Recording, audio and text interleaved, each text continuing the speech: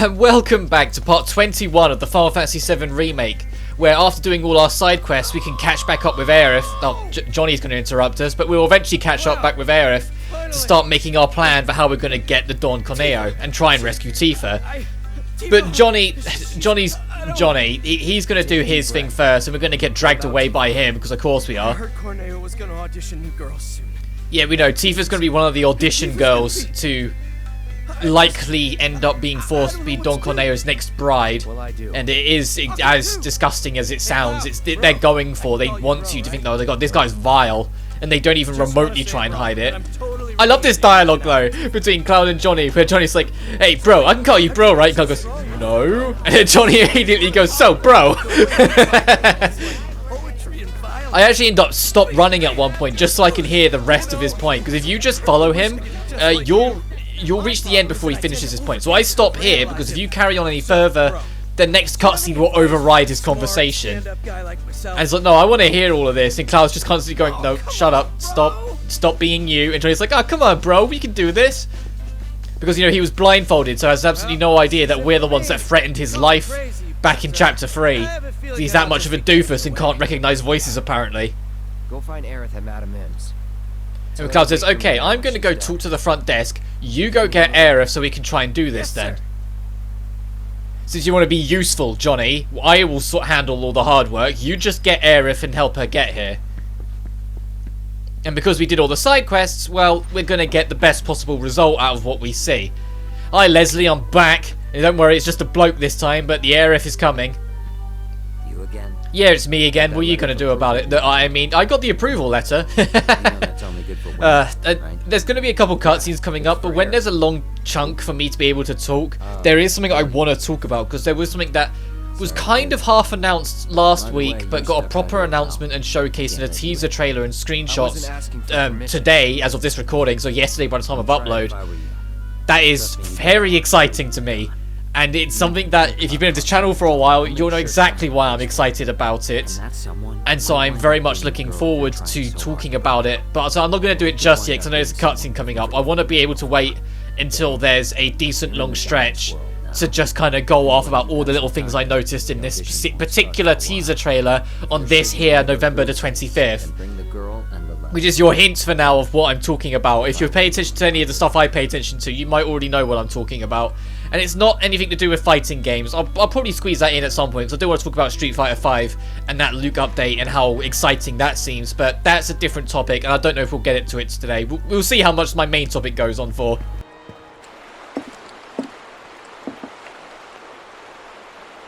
Huh? Hey, get out of the way! Quit talking! Move it! Move it! Come on!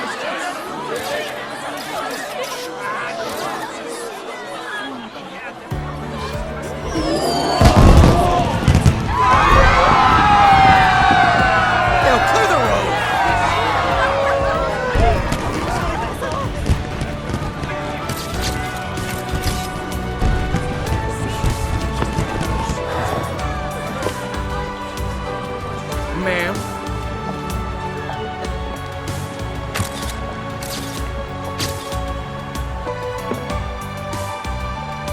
Heya. That's really... Yeah. Corneo's got certain tastes. This dress is so gaudy and impossible to move in. Yeah. Cloud? Excuse me. Huh. Hey, wait a minute. Did Johnny forget to give you my message? The one asking me to stay put? No, I got it. I was worried about you. I'm starting to think this place is more dangerous than we thought. Who knows what they'll ask you to do in this audition? No way in hell I'll let you go in there by yourself. By myself? Oh, don't worry. I wasn't gonna. Come on, you'll see. See what, exactly? According to Madame M, you've caught the eye of a certain fabulous someone, and they'd like to meet in person. Huh? Aerith will only look this damn good if you've done all the side quests of Chapter 8. If you have not, depending on how many you've done, the quality of the dress will worsen and worsen to the point where if you've done none of them, it looks like she's just wearing like a PJ top that happens to go down half her body, and it's like, and there's like rats crawling around her as well, as it really like tries to emphasize how terrible it is and how bad you should feel for not putting in the effort. Whilst now she looks like the prom queen. She does, she looks like the prom dress queen, and she's gonna just absolutely rule it. But because Cloud doesn't want her going alone, now we have a better understanding of how dangerous it actually is. Aerith comes up with another idea that she happens to overhear from with Madam M, and it involves us going back to the Honeybee Inn. I was grinning like a moron after, because I've played the original and grown up with it. When we started going here, I was like, uh-oh, I think they're going to do what I think they're going to do.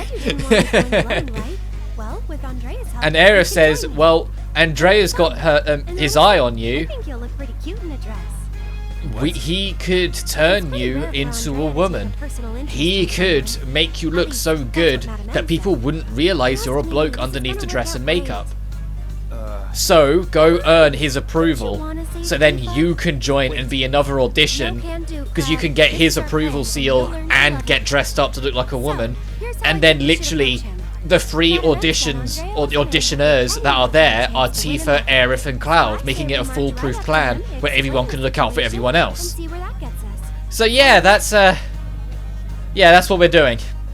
Only when you're ready, kind of enter and entertain this, because it's going to be a bit of an interesting part of it. And I love the fact that they embraced this and brought it back, because to be fair, in the original they were a bit sleazier with it, and it's kind of why a lot of people felt they weren't going to bring it back, because it wasn't just a matter of you had to dress Cloud up, it's that you had to find this like sexy-esque perfume and apply that. You could like find these extra makeup bits, like you could spend extra money to like get certain bits of jewelry. Like you could proper like commit to the effort to kit Cloud up to try and add to sex appeal to make it so he was more likely to be picked by the Don, or just do the bare minimum and then it wouldn't be Cloud that get picked.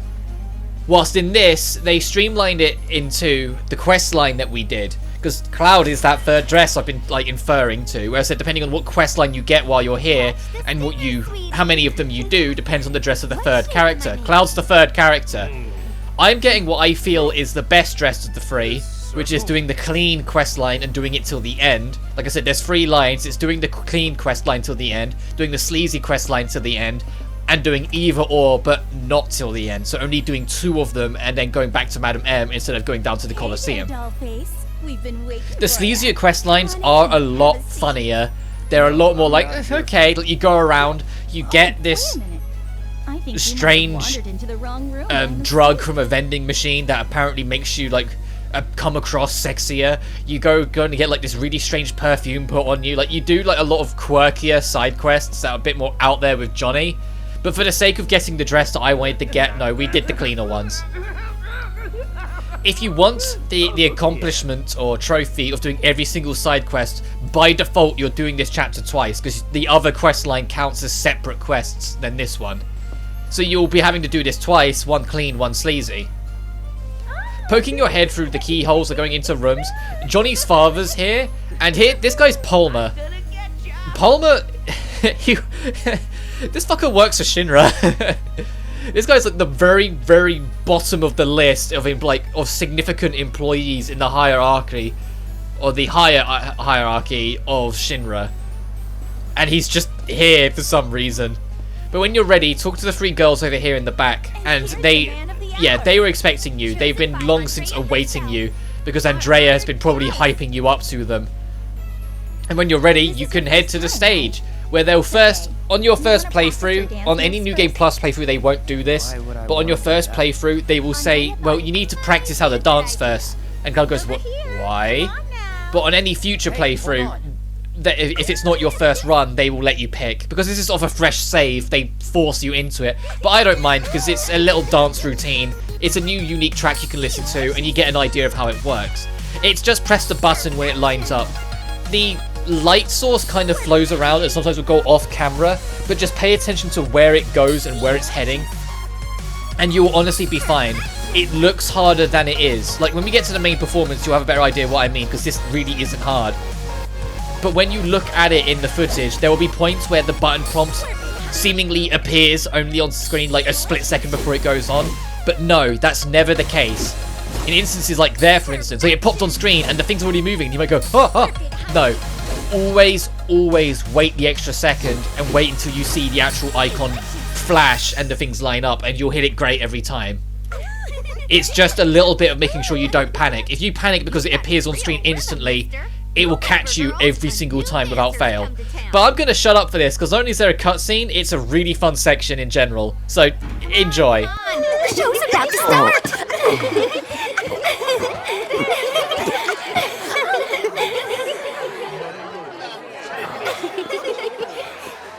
My. Is that Cloud?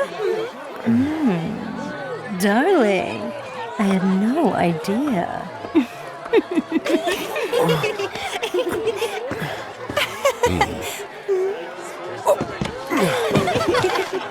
You just sit tight until Andrea takes the stage. Look at his muscles. Aw, he's blushing.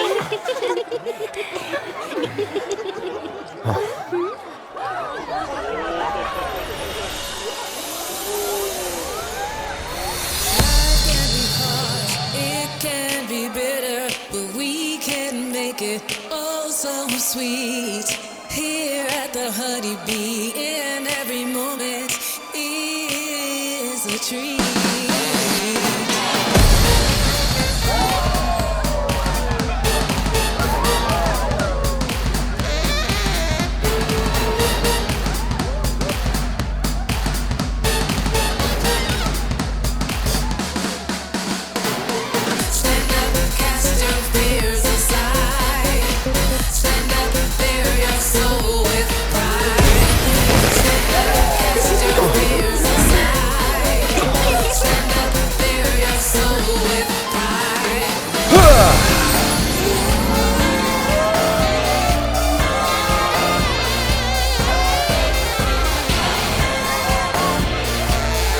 Welcome to the Honeybee Inn, Cloud.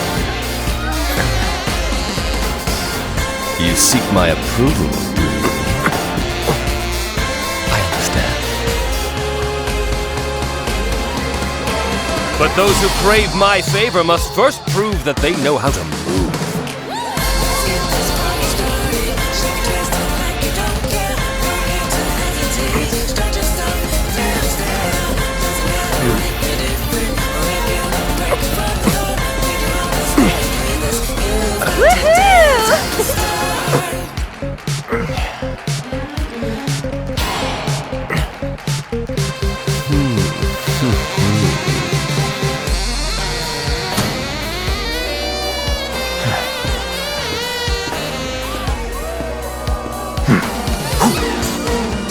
Think you can follow my lead?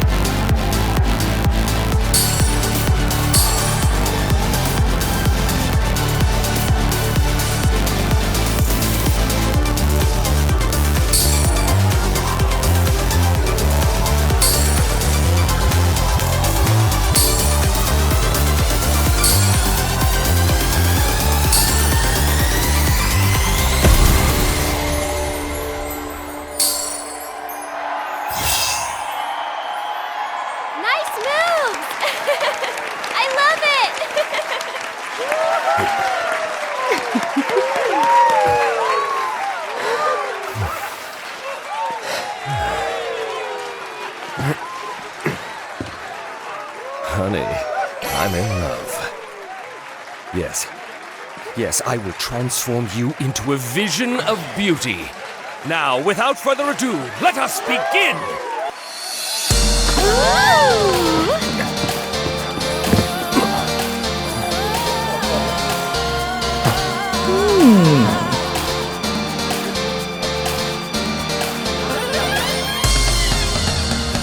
Life can be harsh, it can be bitter, but we can make it all so sweet.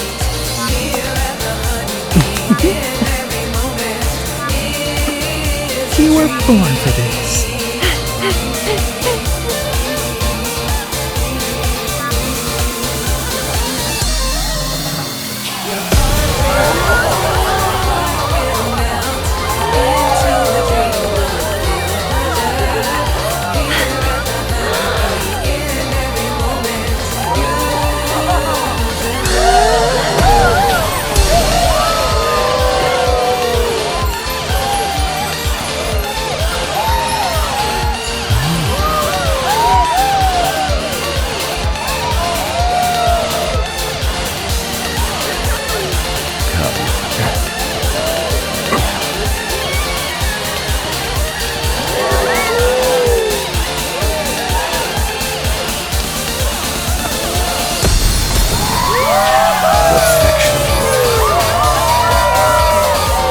True beauty is an expression of the heart.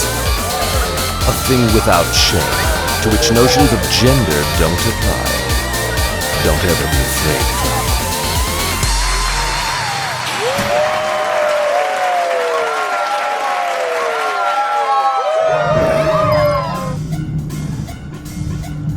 That show today blew my mind!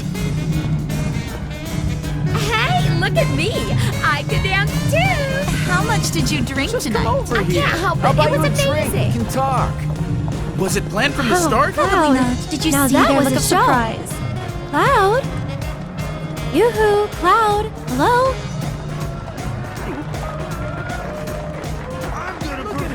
Aerith to Cloud, come in! Spice of life. Wouldn't you agree? Time to go home and get some sleep. Please don't. Not a word.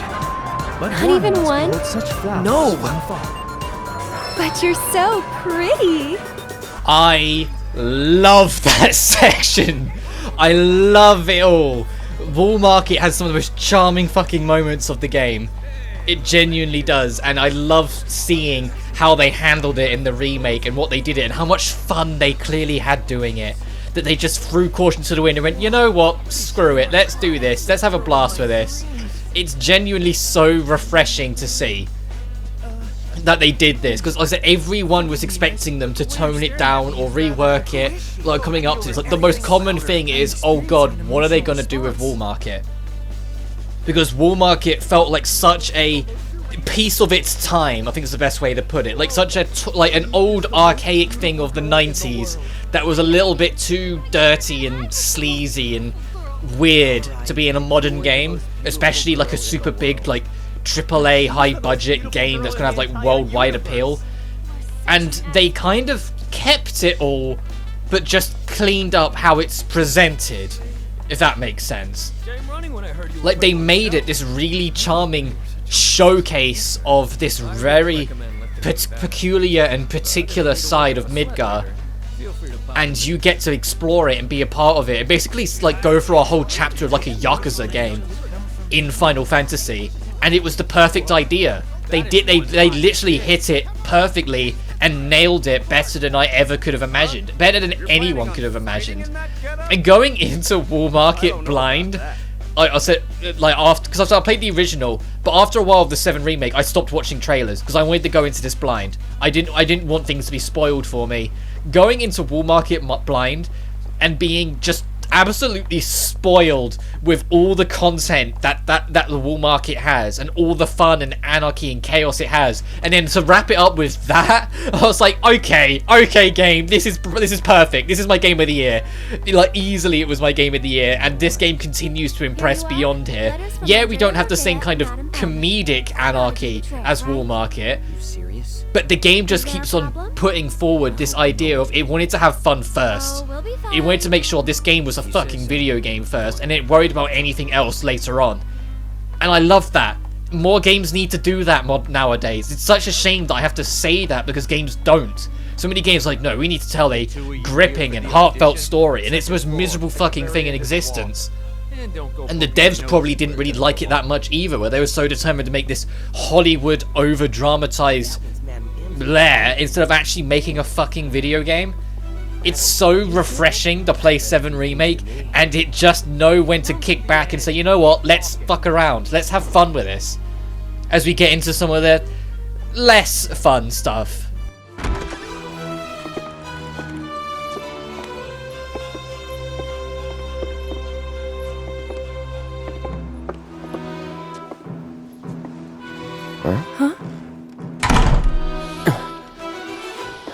What's that weird, sweet smell?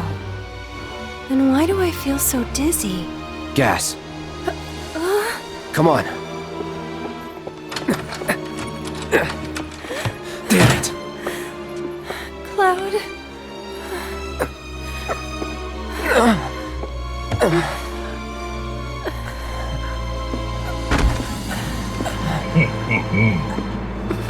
So, how you pretty ladies doing? Feeling a little lightheaded? Well, I can't have that. Let's say we escort you to the parlor, so you can make yourself more comfortable. Let's get this show on the road. Where are you taking us? Come on now, Oopsie Daisy. Hey, handle the pig, asshole. The hell? You want to throw down the Corneo's girl? So if you leave a mark on him, you ain't getting off with a one. I know.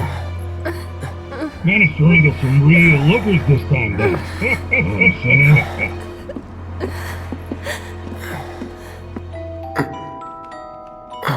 Hey, can you hear me? Tifa? Yes? You okay? Mm-hmm. Good.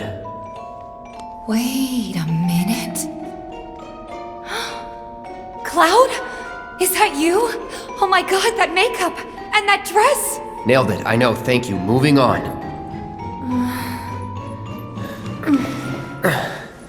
You good? Yeah, bit woozy, but I'll manage. Hey Tifa, how you doing? Okay. Oh, right. I'm Aerith, a friend of Cloud's. We were worried and thought we'd come help you out. Thanks? Cut the chatter. We gotta leave. Huh? Right now. No! Not until I've got what I came for. What? So, after we made it back to the slums, some guys came around asking all kinds of questions. So I did some digging. And found out they were Corneo's men. Right. They were interested in Avalanche. But I couldn't figure out why. So I thought I'd come and ask the man himself. Seriously? Thought if I could find a way in and get some one-on-one time, but then I realized I'd only be one of 3 candidates, and that if he didn't pick me, it would all be for nothing. Then your worries are over, aren't they? Because the other 2 candidates are right here, right? Right. So yeah, if we're all in on it, then nothing can go wrong. I guess not. You? Me? Cloud? Makes no difference who gets chosen, does it? I don't know, Aerith. It feels wrong getting you involved in all this. Don't even bother trying to talk her out of it. Aww, Cloud gets me. Took you long enough. I'm kind of amazed that Tifa... Well, I mean, it's impressive and it's very, like, progressive, I suppose. But the fact that Tifa didn't comment on, like, moody, miserable, get-shit-done Cloud was so prepared to dress up and be so convincing with his cross-dress that even Tifa for a second thought it was a woman. You know, like, I'm kind of surprised they didn't have like more flavor taste of Tifa just going, how's the dress? Come on. You know So I genuinely really like it. I like what they did with it, and I like how they kind of handled it. And there's a part of me, I have no idea how they'll integrate it, but there's a part of me, if they do like alternate costumes in later parts, this needs to be an alternate costume, because I'll fucking rock it. I will absolutely have Cloud wearing it for a while. I guarantee you, I will absolutely have Cloud wear this as an alternate costume at some point if it's added in future parts. Because why wouldn't you? It's such a highly detailed costume as well for this tiny section. All of the whole like point of getting the dresses, there's so much work for such a small section, it's ridiculous.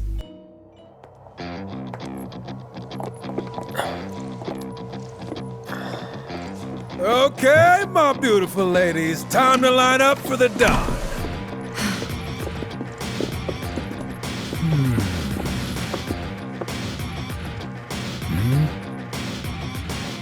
Wait, you look kind of familiar. We haven't met before, have we?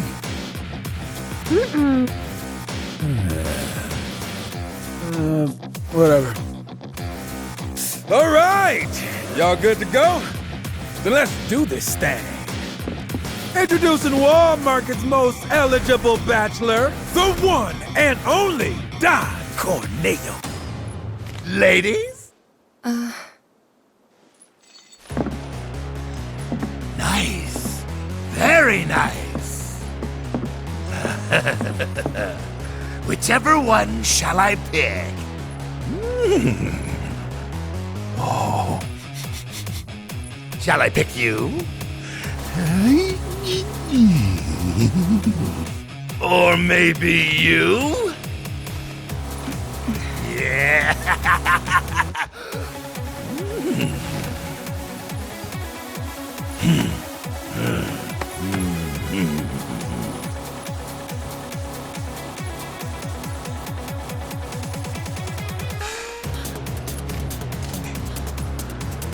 Oh yeah! I've got it! I've got it! Today's bride-to-be is... Today's? And tomorrow's, or the day after's, if the dawn takes a shine to you. Pathetic. Huh? Hey, which one of you said that? Was it you? Ooh, you got a mouth on you! I'm gonna enjoy breaking it in. Today's lucky lady is the Big Bone Girl. Huh? Still playing hard to get? I can dig it. Oh yeah. The leftovers are all yours. Yeah! Okay. Okay, ladies. Y'all coming with me. Don't be shy, little kitten. Shimmy on over and give Daddy some sugar. No need to play coy. Nobody here but you and me. Oh, you're even cuter than I thought. Back off. Ooh! This kitten's got claws! I love it! What was that? Don't you worry your pretty little head. Just a picture to preserve the moment. And to ensure you don't do anything inappropriate like say no. Asshole. Oh, praise me more! Hey, yo, fellas! We got guests, and y'all got first crack at entertaining them. Oh, yeah! Courtesy of the ever-generous Don Corneo himself. Never forget, the Don provides. Yeah. Corneo! So, ladies, ready to get to it? Yeah. I guess I'm good to go whenever. How about you, Tifa? 4 guys between us. Okay, let's not keep Cloud waiting. Right. Wait. I know you. The Colosseum! What the hell? Get down! Don't you stupid! Wait!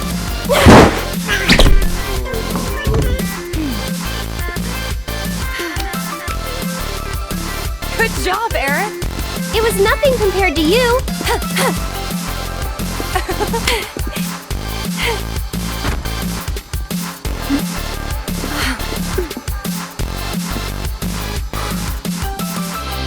Andrea filled me in on the situation. I come bearing gifts and gear. I'll do what I can to clean this up. Just finish the job. Thank you.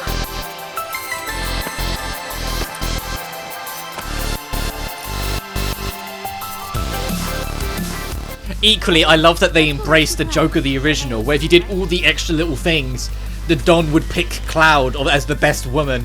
And so in the remake, they made it so he does the same thing. I was like, yes, that's perfect. Make it so we get an Aerith and Tifa section where we play as them for a while. But this section is just kind of reintroducing Tifa and getting her back up to snuff and giving you a little bit of fighting to do.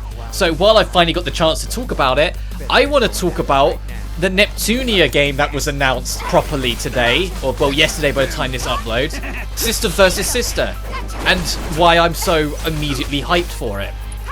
It's because it's on a new engine and it's mainline.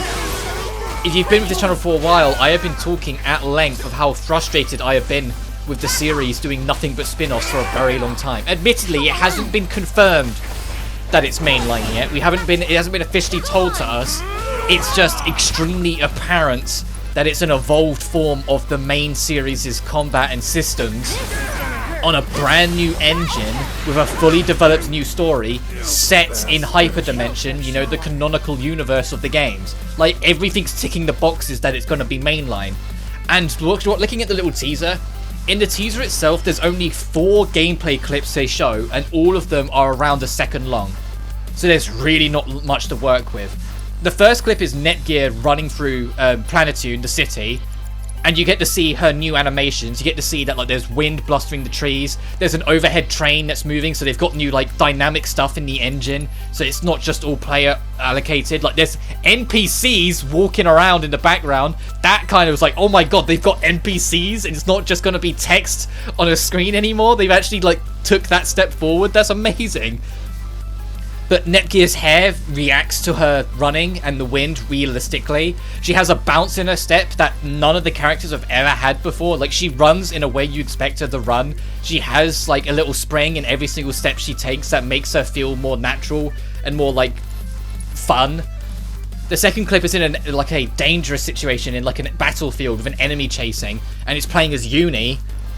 And Netgear and I think it's Rom run alongside Uni, but when they're sprinting away from the enemy, Rom runs slightly far ahead. So it's like, oh, so the allies that are with you are no longer mindless drones that just follow your main character like they've been in every other game that's had allies.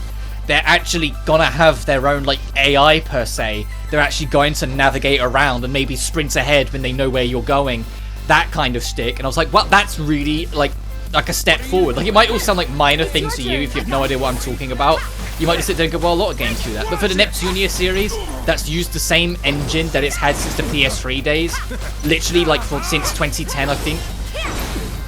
The fact that they've got a new engine and all of these things are coming in that they've literally never had before, it's such a breath of fresh air to see. It's so exciting to see that the series is actually, like, putting its money in and taking those steps forward. The gameplay stuff, I'm going to run out of opportunities here to talk, so I might have to just talk after all the footage is done more about it, but I do want to talk more about it, because the next cutscene is literally through that door over there, or the door after it, but the gameplay stuff looks really exciting as well. That door to the left will come back much later on and show what's down there, but that's basically what will lead back to the cellar. Don't stop! Tell me what a bad boy I am! Yes, I am! Here I come, baby!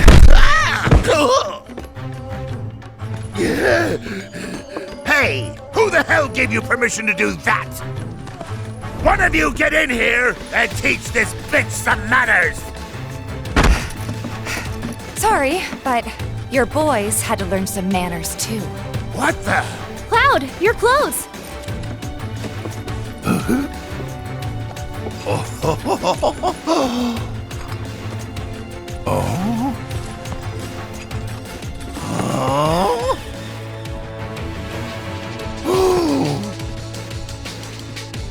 you're a man, huh? What are you three up to? We'll ask the questions. Like, why'd you have men in Sector 7 asking about Avalanche? Huh? Don't know what you're talking about. Don't play dumb with me. Let's try again.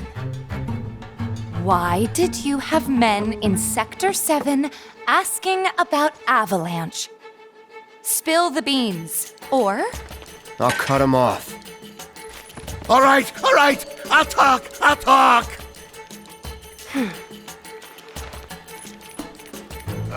Some guy with a gun for an arm. I was paid to find him. Paid by who? I can't tell you that. They'd hunt me down like a dog. Well, you better. 'Cause if you don't... I'll rip him off.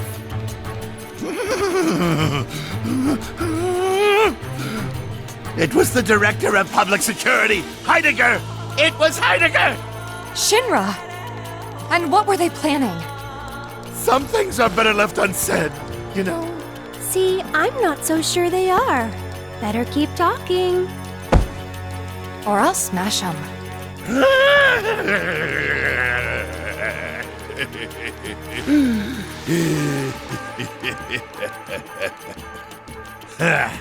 All right, you got me. I could never say no to a sexy girl. Since Avalanche blew up 2 reactors, Shinra's decided they ought to stamp them out, home base and all. And I mean stamp out. By targeting the support pillar and blowing it up. The pillar? Did I stutter? The plate will come crashing down. It'll be Sector 6 all over again. I'm sure you've been there and seen the wreckage for yourself. So you know exactly what Sector 7's gonna look like. They wouldn't. Come on, guys. We gotta go. Before you do... No. Please, this won't take long. As everyone knows, villains only divulge their plans in a certain situation. But what is that situation?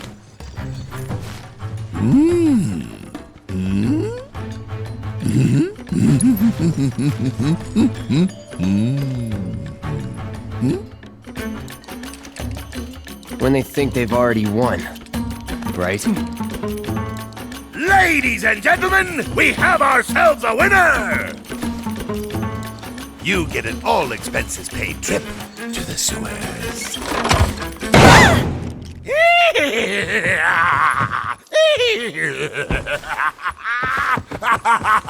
Enjoy the sights and smells!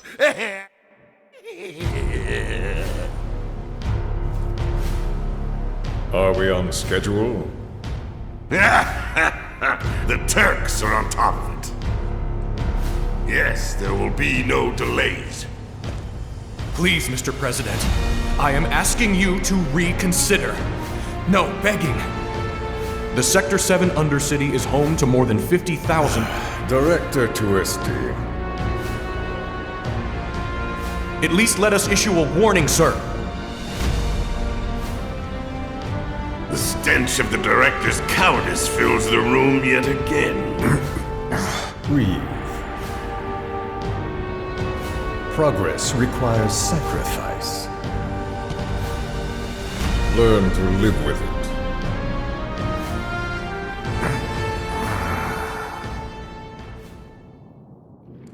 And thus, at long last, have we finally reached the end of Chapter 9, as we break into Chapter 10, Rough Waters. We're back into the main flow of Final Fantasy gameplay in this one. It's going to be less, let's go do on a side questing extravaganza, and more, we're going to dungeon crawl, of our dungeon being the sewers. But the moment it starts, you're presented with an interesting little sit here, where the camera deliberately pans it in a way that Tifa is on your left and Aerith is on your right. This kind of affects the relational status between Cloud and the girls. Whoever you go to first will affect like invisible values of which girl appreciates Cloud and has a closer friendship with Cloud more. So pick wisely, Who do you prefer? But that actually wraps up all the footage I have done for that part and edited together. The rest of my talking is instead going to be focused on the rest of, you know, that Neptunia Sisters vs. Sisters announcement. Where that footage carries on, what we find out what happens if we go for Tifa and Aerith, well, you'll just have to wait till the next video, probably on Monday for that. I want to talk about those combat clips. Like, there's a lot to talk about there. I'll try and keep it somewhat brief so I'm not rambling on for like an hour. But it's like, I want to talk about it somewhat, you know, because it's exciting. As a Neptunia fan, seeing a potential mainline game, well, an all but confirmed mainline game, come around again is huge. And the fact it's focused on the Little Sisters is really cool, because I really like the Little Sisters. Anyway, when they first show it, the first thing that I noticed was in the bottom right corner, there's an X and a square attack button. So there's 2 attack buttons. But similar to the classic formula, as you saw in Neptunia Reverse, they cycle through in a combo, because in the second clip they're different. The icons above the buttons are different, and the old icons are in like a chain next to it. So when you press the button, it like uses that action and rotates it out to the next one. Sort of like the break, power and rush system of the original games. So they've brought that back but modernized it to 2 buttons, and because of the slightly more action focus, because it's like an action-esque like JRPG turn-based hybrid that they're going for, similar to things like, well, you know, the VII Remake, having those 2 attack buttons there and it be rotating stuff does make sense as a modernization with it. In the bottom left with the HUD, ignoring the HB bar because that's obvious, the first thing I noticed is AP. The AP is returning from V2R, if you remember that Let's Play from very long ago, where you regenerated AP points each turn and you would use that for specials instead of SP and magic. Additionally, there's a bar that says tech next to it and just below the health that could act as a cooldown system, so you can't just spam special skills if you have the AP to do so. Plus, pressing the triangle button could bring up a menu, and that makes the most sense to me at least, because it says triangle tech. So maybe you press that, it comes up with your special mar, and then when you click it next to it, everything will say costs X amount of AP. Pressing the triggers will go to EXE, which you saw in Reverse, so that makes sense. Hopefully that's a menu as well, so then if it is a menu, it means characters can learn more than one. Because I haven't really liked with the spin-offs that every character only gets like 1 EXE, whilst in the main series, like, they all get like 3 or 4 in some instances. And I love the variety in what they can do, so I think it's really cool to see that be modernized and brought in as well. There's probably something you have to do before you can use it, similar to the whole like tech bar maybe acting as a way of stopping you spamming SP skills, but still, that's there as well. And the last thing I noticed is next to the character's icon, like so like Netgear's icon, Uni's icon, yada yada, when you're in a fight, there's like a curved orange bar to the left of them. In the first clip that bar's not full, in the second clip it is, and when it is, there's another button. It says press the touchpad, and it's got the little on power button icon next to it, which if you don't know, that's the icon that represents powering up through the HDD access. So that's like when Neptune becomes Purple Hearts, when Noir becomes Black Hearts, so on so forth. So that bar filling up is how you access the HDD forms, which makes sense because that's been a problem I have criticized all franchise, that it's too easy and convenient to spam the HDD forms. It doesn't cost much to use it, so there's no reason to not more often than not. You might as well just go for it and take the extra stats. Making it that it's a bar you have to build up, maybe it's like a limit break or something, that makes perfect sense to me, and I can see how they'd balance that in and make it really fun.